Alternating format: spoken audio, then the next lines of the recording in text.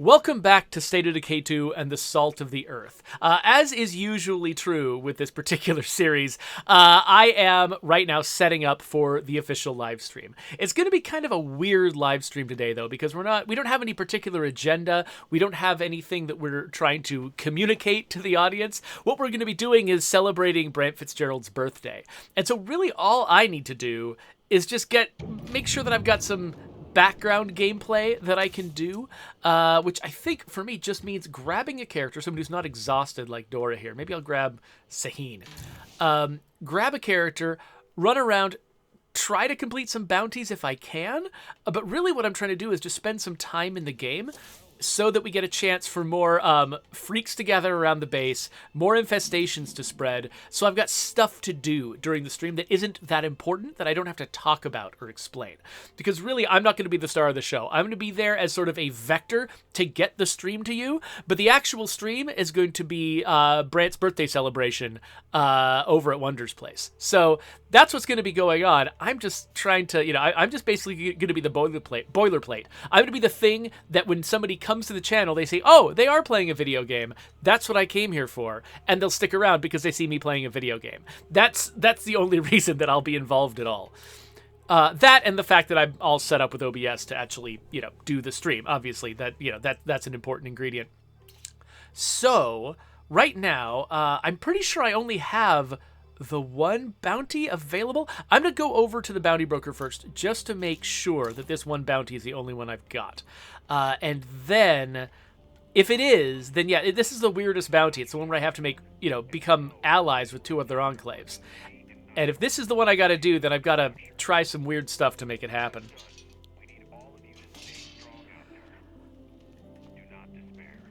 So, okay, I think I'm going to move my mic a little bit away so that I can see the screen a little bit better.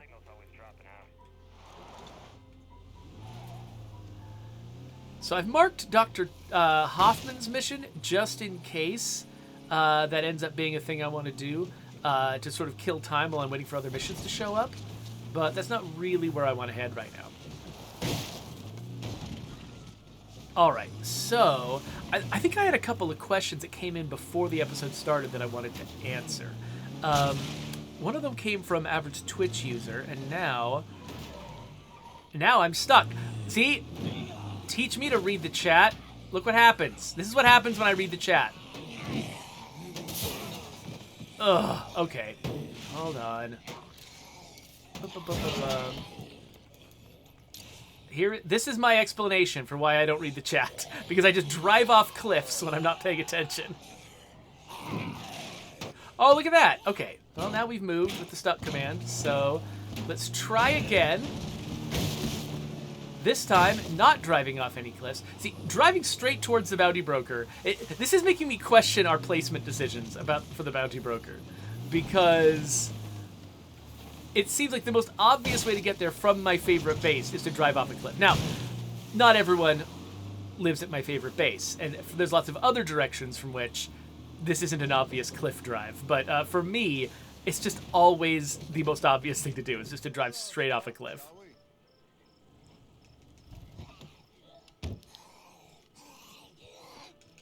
Take that, you big, stupid zombie.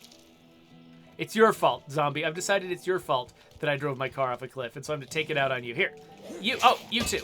You. It's also your fault. You did something that caused me to do that.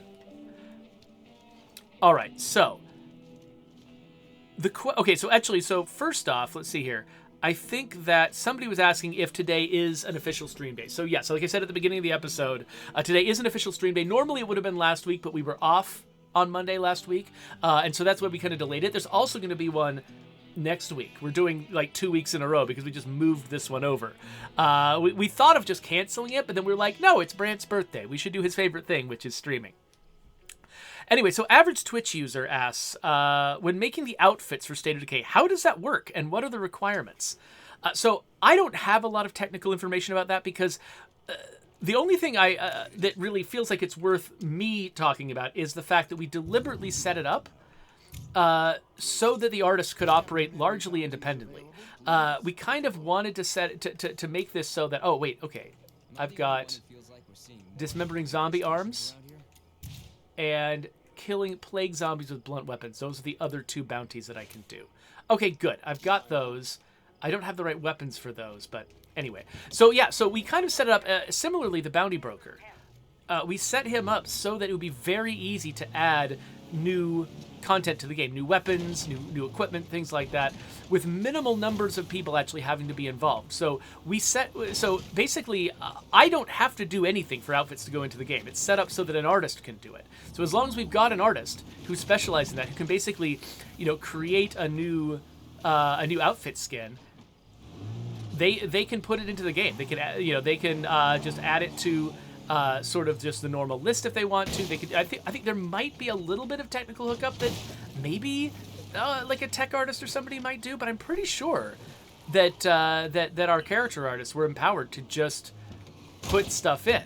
And so the real question about, like if you're wondering, how easy it would be to get more outfits into the game, the real question is, do we have character artists on the team? That's because if we do, then they're capable of doing that. So there you go. I'm not going into any more detail about that, but there you go. So I'm driving around in circles right now because I just realized, okay, so what I want, this character, I think, does he always carry a blunt weapon? Is there a reason for him to always have a blunt weapon? No, not in particular. So yeah, let's get him.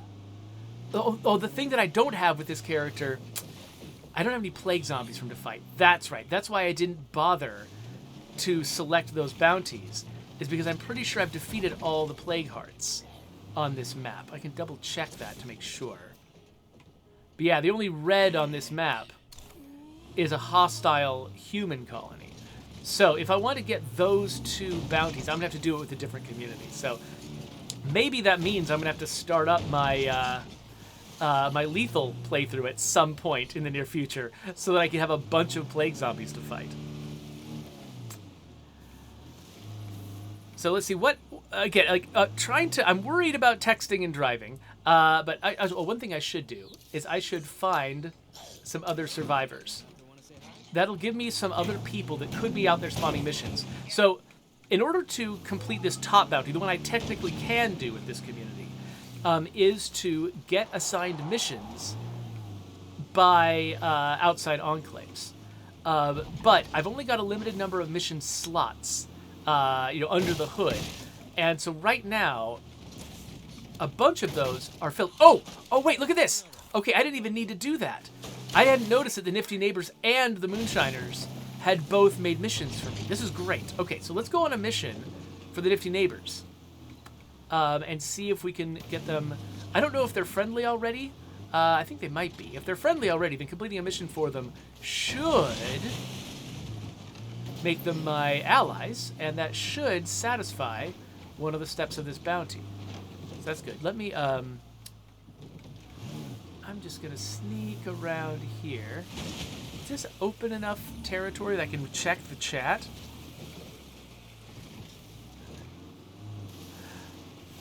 So looking at the bounties, Parker is like, our suppressed revolver is the GOAT. It's the greatest of all time. Yeah, I was really excited when we added there are 2 suppressed revolvers in the game, and I was really, really happy when we added those. Actually, one of my favorite weapons in one of my favorite old games from ages ago, Silent Storm, was also a suppressed revolver. One of the very rare ones that they actually made in like the World War II era.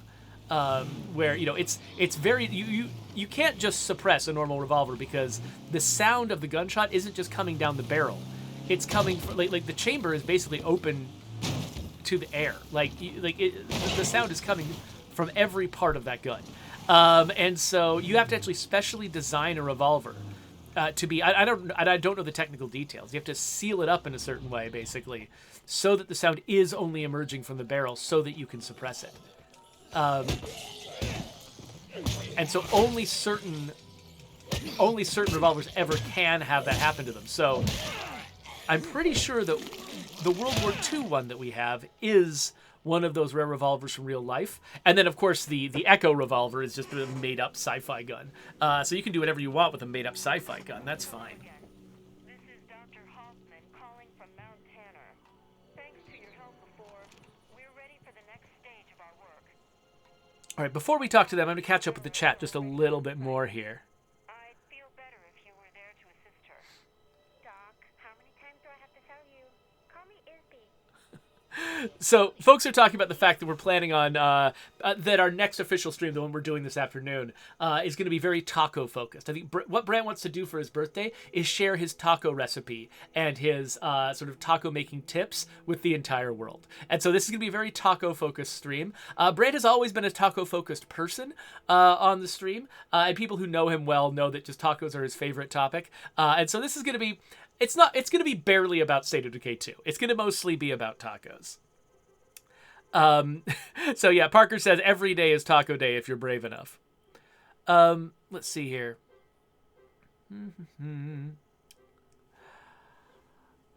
So a Gamer Roundup wants to know if State of Decay 3 will be larger. We'll have a larger, is it the disc footprint? If the disc footprint for State of Decay 3 will be larger than 2? I mean, we couldn't possibly know how large it's going to be at this stage, so I can't give you any real answers. I think you should generally expect, though, that just as time goes on and production, values rise across the board in video games, that games that are trying to keep up will always be bigger than the one before. Like, that's just sort of a rule of thumb. I'm not saying anything specific about our game, but it would be a reasonable guess that a sequel that comes out years after the previous game would probably be larger, unless they're making a big departure in some way that is like fundamentally changing the art style or something like that, or making a game that's significantly smaller. Like for instance, if we had made even more content for State of Decay 2 and really just blown it out and there were like twice as many maps as there are, then you might actually expect the sequel to start out smaller. One thing that's tough is, when you spend a lot of time supporting a game after release at the same time that you're working on the sequel, it's kind of impossible for the sequel to keep up in terms of the amount of content that's in it. It's like that's one of the things. Like I think that the Sims team, for instance, took a lot of heat for the fact that they didn't have things like swimming pools when the Sims 4 came out. They've since added so much content to the Sims 4 that outstrips every previous Sims game.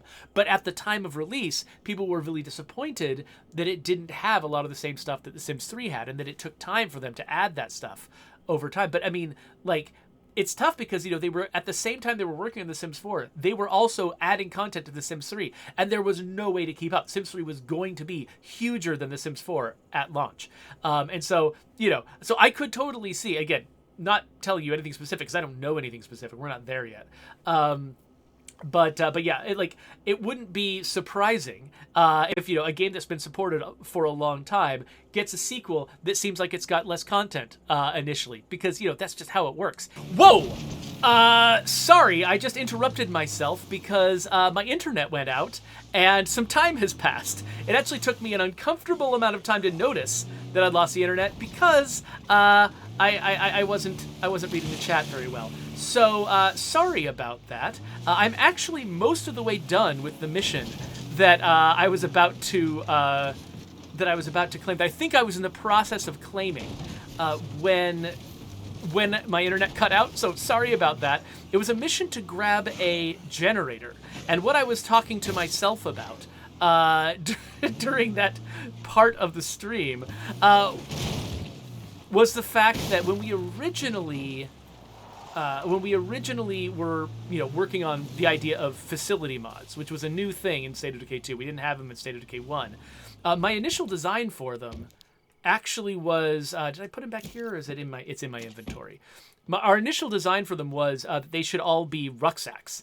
So every time you get something like a generator, you have to carry it around on your back like it's a bag of resources. And I don't remember... There we go. Here's your portable generator. I don't remember why we decided not to do it. It was some kind of logistical reason, but I don't remember if it was...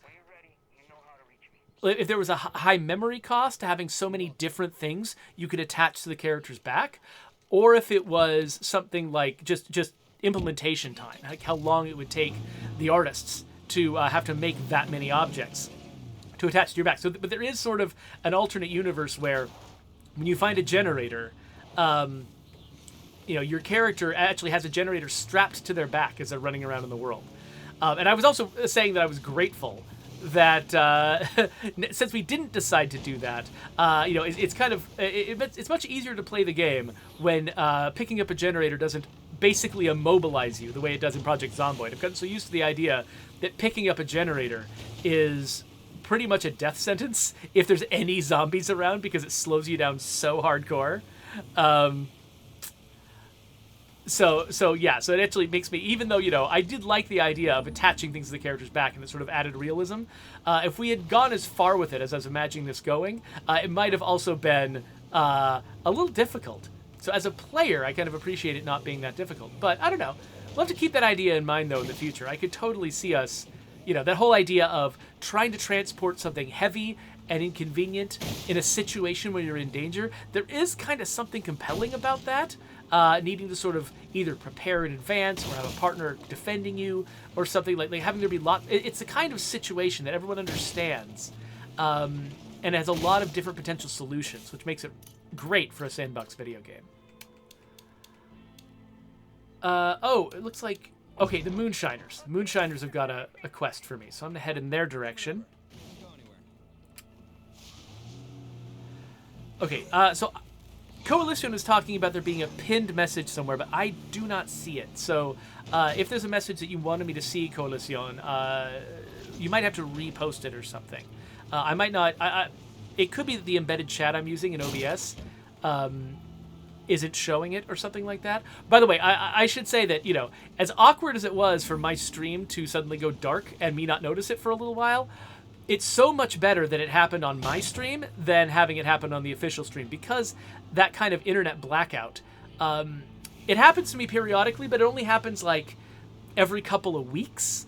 The fact that it just happened means that it probably won't happen on the official stream, which makes me happy, because that's the most embarrassing place for it to happen, because all my colleagues are watching, and I just get the sense, and they feel like, that stream reflects them and all of their work, and the last thing I want to do is be embarrassing. They'll, of course, be very nice about it if something goes wrong, but I really want to represent the company well, and so I prefer not to have embarrassing technical problems.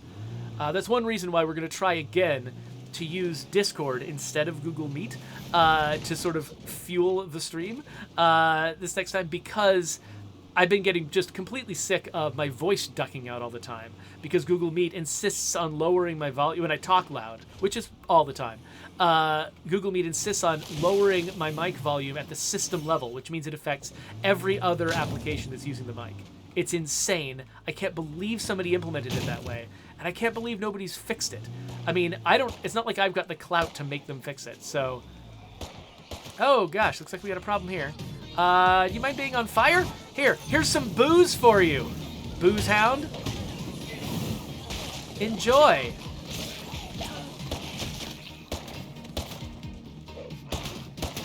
Okay, I absolutely timed all of that wrong.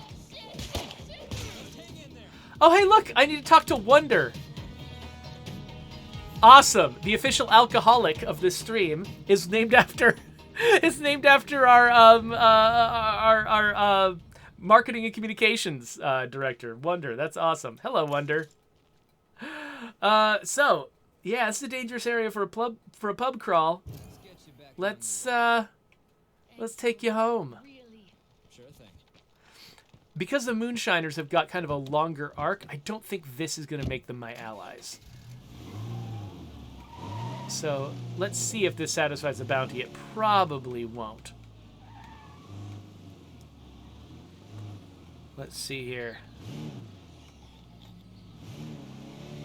Oh yeah, so Peroxicus says, here is where State of Decay has been unlike any other game that I've ever played. Between launch and now, those are two entirely different games. It's been absolutely fascinating to watch how the game evolved over time. How many games are there where you can say, remember back when this mechanic worked this way? Because most games stay the same. The changes are what make State of Decay a living game. I'm so glad you appreciate that, because it's one of those things where, like, we're always running the danger of players not liking the changes that we make and things going really badly. And we always know that we're taking on that danger. We take it very seriously. And I know that, like, the changes we're making to Infestations are some of the largest systemic changes we've made to the game so far. And I know there's a lot of risk there. And so I really appreciate people who are supportive of what we're trying to do and appreciate it and enjoy it, because that really matters a lot to us. There's gin in the back if you need a little hair of the dog. Everybody's drunk. Ha ha, comedy. But yeah, so I think when State of Decay 2 came out, that was around the time that No Man's Sky was starting to come out with some of its early updates, and we really looked at that game and the way that they ran it as inspiration, because State of Decay 2 had kind of a lukewarm reception. It had a lot of jank, and it didn't have there were some features that people wished it had, and there were some just reasons to be dissatisfied with State of Decay 2 at launch. But that was nothing compared to the really vitriolic audience reaction that No Man's Sky got when it first came out. And I don't even know what to say. Thank you. and so, but watching the way that team, rather than just sort of like slinking into the darkness in response to that reaction from the audience, instead they just kept working on their game, and they kept issuing update after update after update until now. No Man's Sky is a well-respected game. Like, people remember, how rocky the launch was, but they don't hold it against them the same way anymore. I mean, occasionally, I guess I did, one time I made a video about how I was impressed with No Man's Sky, and how I, wasn't really as upset about its initial launch state, because the game basically was the game I expected. Just knowing more about, than a typical audience member about how game development works, I didn't expect anything different from what they shipped. The marketing hype didn't convince me that there was something more to it than that, so I didn't get disappointed. And I actually somebody did a video response to that video, where they were talking about, like, basically continuing to sort of like make an argument in favor of the anger and the disappointment at launch. And whatever, people get to have their perspectives on things like that. I mean, if they were disappointed, it's not like I could say, no, you weren't. I mean, if you were disappointed, you were disappointed. And so I think that there probably are people for whom, that kind of experience just can never be forgotten, right? Who still think of No Man's Sky as being this terrible disappointment. But I think by and large, they've recovered. They've come back from that. And that was so, and we were starting to see the hints of that as State of Decay 2 came out. And we were like, our game didn't start in nearly the same hole that they started in. But we still wanted to make the same kind of progress. We still wanted our game to have an upswing like that. And so we committed to doing the same thing, even though we got a lot of criticism up front, and even though the game, was disappointing to some players in a lot of ways, we're not just going to abandon the game and be like, oh, whoops, guess that didn't work. We'll try again. We'll do something else. We stuck with the game, and we because we saw, we were inspired by sort of the confidence and like faith in their own game that it took for the No Man's Sky team to buckle down and do that, and sort of the kind of the honorability of that approach, the fact that they're like, oh, you didn't like what the game that we made, well, we'll keep working on it till you do. There's just something really inspirational about that, and we were kind of caught up in the excitement about that approach, and so we kind of emulated that a little bit and tried to, again, we weren't coming back from something as rocky, and we also we weren't aiming as high originally, and so we, I think the sweep of our story isn't as dramatic as No Man's Sky's, but we're trying to do the same kind of thing, and I think there's some value to that. So, Welcome to the Party is a mission where I've introduced a new enclave, so we should resolve that so that we can get them producing missions. Now, partly because of the little vacation there where I wasn't actually streaming, I'm gonna have to go pretty soon because I have to. Because we had technical difficulties during our last stream, during the setup phase of our last stream, that made it so that I had to use Google Meet instead of Discord at the last minute because I couldn't figure out how Discord works. Discord is complicated, and I couldn't figure it out. It was just me being an idiot. We're going to start preparing for the next stream a little earlier than usual, so I'm going to have to go in about 10 minutes or less. So the chances of me finishing this bounty are pretty slim, but let's talk to these people. Who am I talking to? Gracie? Is that one of you? Firebrand! That's a cool name. All right, so they're all queued up, ready to give us a mission anytime. So I guess if I want to complete this one bounty at the top, I'll just have to watch for when that mission shows up. And, I don't know, maybe I should... There's so many freaking missions. And I don't have time to really do any of them. So that notification, that was me that was Google reminding me that I need to do the technical setup for the stream. So we've made some progress, and the main thing we've done, really, though, I mean, the main thing I was here to do was not really to try to complete that bounty or accomplish something with these missions or anything. The main thing I was here to do was talk to you nice people, and also just kill time to see if the map gets even more infested. Did we have 3 infestations there before? I don't remember. We might not have made much progress in that regard, though we do have a fair number of freaks around. That'll be fun. So let's get back home. I don't want to tempt too many zombies into my base, just because I think I've got what's it called? Yeah, I've got a Haven device. So the last thing I want to do is bring in all of these zombies just to get killed. I want to kill them on camera. That's the fun part. All right, so Sahin made it home. He's good to go. Now let me try to catch up with the chat a little bit more while Sahin just kind of stands here. Actually, I should probably pause the game because it's daylight, and it's daylight is precious. So, what does it say here in our lovely chat? So Proxica says the changes you're making to State of Decay 2 are why people are still here. You haven't given the game a chance to get stale. He says the strategies I use now wouldn't work in the earlier iterations. I love it. The changes between the present release and the release in the PTR changes so much. Yes, all of your strategies are going to get reset. I think you might be right. I think that because we've had a growing audience over the course of this, this entire time. I think that our monthly active users now are a little bit lower than they were, around sort of the height of how our most frequent updates.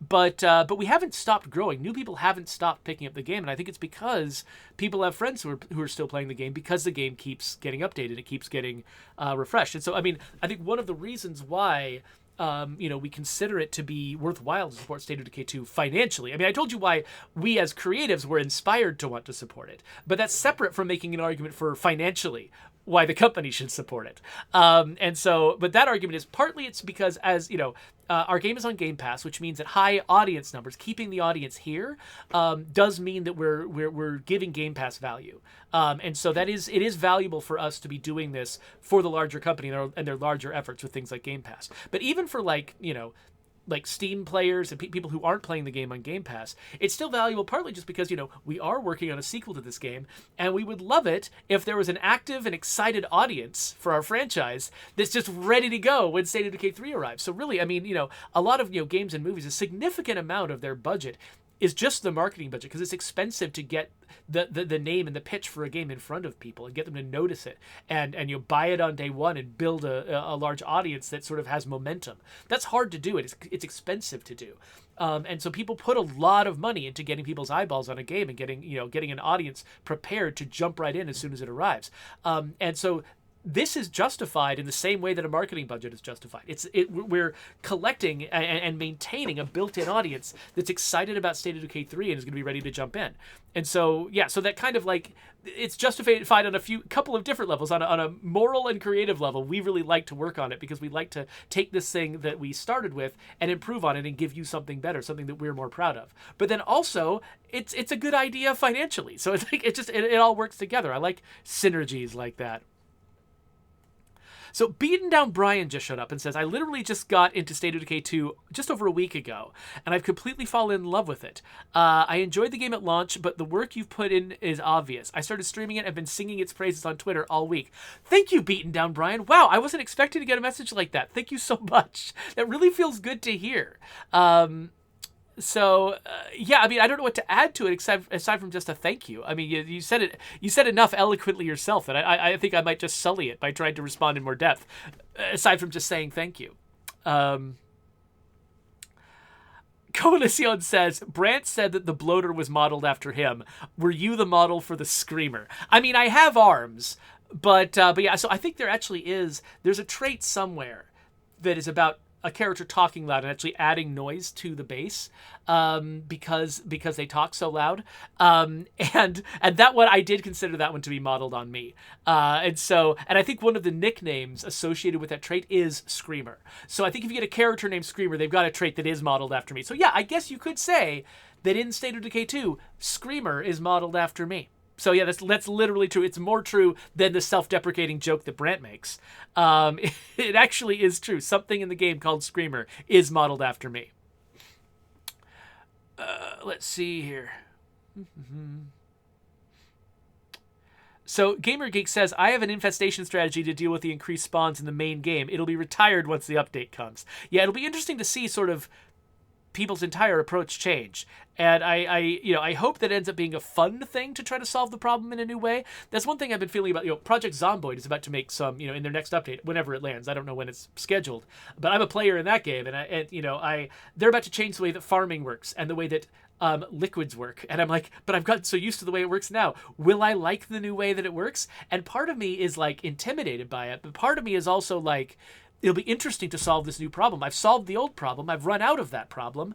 I'd like to figure out how to solve the new problem. So it makes me wish that I'd honestly picked up Project Zomboid earlier so I could go through more iterations with the team, making changes to the game than I have. Let's see here. Coalition asks if we have a P.O. box. I've got no idea. That's not the kind of question that I would have the answer to. If you write to, I think, either contact or social at undeadlabs.com. I think that Wonder monitors both of those or one of those. In any case, you can ask her if there's a way you can send things to the studio. I'm definitely not one to have an answer to that question. We're definitely not giving you the studio address, though. So just so you know. Anyway, okay, I'm running out of time. I really should head out and start setting up for the official Undead Labs live stream. So, thank you all for being here with me, especially those of you who came back after I lost my internet and didn't notice for a while. I appreciate you all being here. It really makes a big difference to me, and especially those of you who've been saying really nice things about the game. That makes me feel good. It makes me feel more confident going into the official live stream. So, thank you very much. If you're watching this later on YouTube, you can subscribe to my channel, and you can click links to other things. Probably the next time I prepare for an official stream, I'll probably come back to Salt of the Earth, and that'll be there. So there you go. Click on that if you want to.